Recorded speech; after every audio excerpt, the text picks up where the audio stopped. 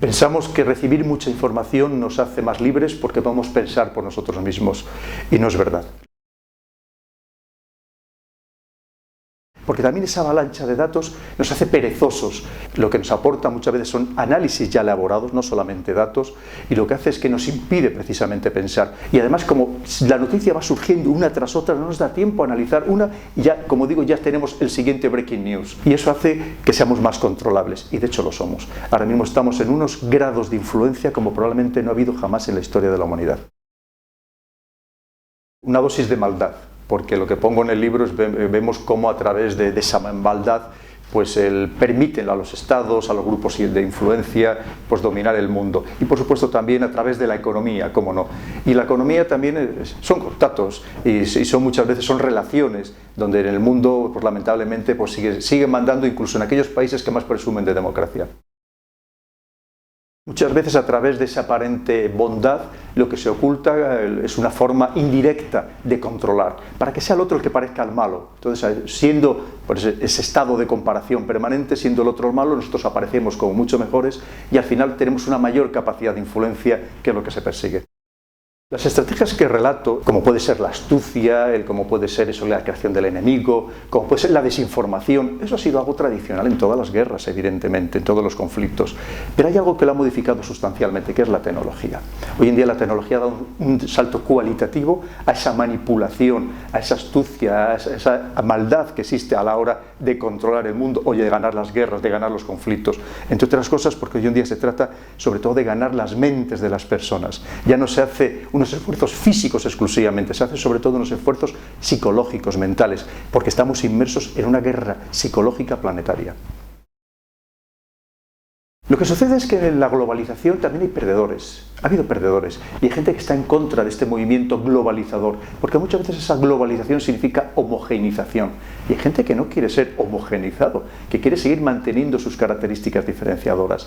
Muchas veces pues estos nacionalismos que están surgiendo en Europa, que no aplican estas estrategias también, es la estrategia de crear enemigos, de demonizarles, de considerarse también el egoísmo que también reflejo en el libro, porque no deja de ser esos pecados capitales que se trasladan también a la geopolítica, y todo eso es aprovechado por esos nacionalismos. Los nacionalismos hay que recordar que son excluyentes, son supremacistas y sobre todo son profundamente egoístas, porque si se quieren separar es porque piensan que van a vivir mejor de modo aislado que no inmersos en un núcleo superior.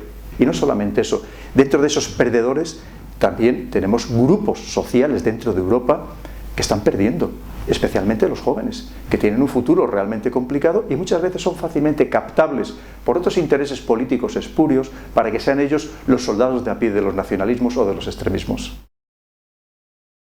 Ese tigre posmoderno que ruge lo podemos diferenciar en dos apartados diferentes. Uno es la juventud. No solamente en España, en el conjunto europeo hay que pensar que la juventud que tenía las aspiraciones, y más una juventud hiperformada, como tenemos la mejor formada de la historia de España y de Europa, tenía la aspiración de llegar a clase media y de repente se da cuenta que va a quedar en clase baja y en algunos casos muy baja, porque no va a ser capaz de vivir ni siquiera como la clase media que fueron sus padres o sus abuelos. Eso significa que hay una gran frustración, una gran decepción, y cuando una juventud está frustrada, al final busca una revolución de alguna manera, que es una revolución de momento suave, pacífica, no violenta, pero está intentando buscar fórmulas que le dé una esperanza nueva, que le dé algo por lo que vivir y que piense que puede encontrar un futuro mejor. Y por otro lado también la gente mayor que de repente está viendo que a lo mejor no va a tener pensiones cuando han cotizado durante 30, 40 o incluso 50 años y que a lo mejor se van a encontrar sin ello. Además, una gente mayor que va a tener cada vez una esperanza de vida superior. Y son dos tigres que están rugiendo, que además no se entienden entre ellos y que eso puede convulsionar completamente las sociedades.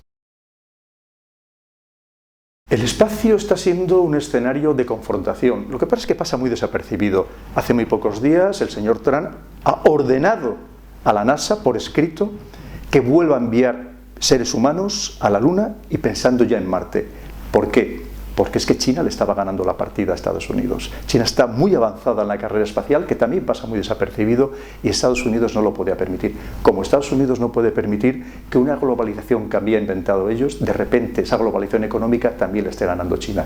Porque todo lo que hay detrás de esas aparentes declaraciones esperpénticas de Trump, es una batalla muy fuerte, muy profunda, cada vez además más enconada con China. Yo se lo regalaría a todos los políticos de Europa, no solamente de España.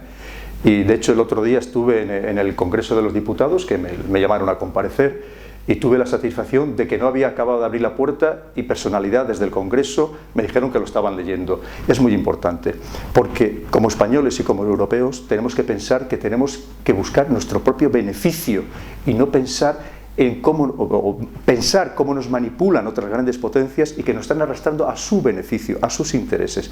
Y por lo tanto es un libro que de verdad recomiendo honestamente, no porque lo haya escrito yo, porque creo que es interesante que todos los políticos europeos de verdad hagan política para Europa y para eso deben conocer lo que explico en el libro.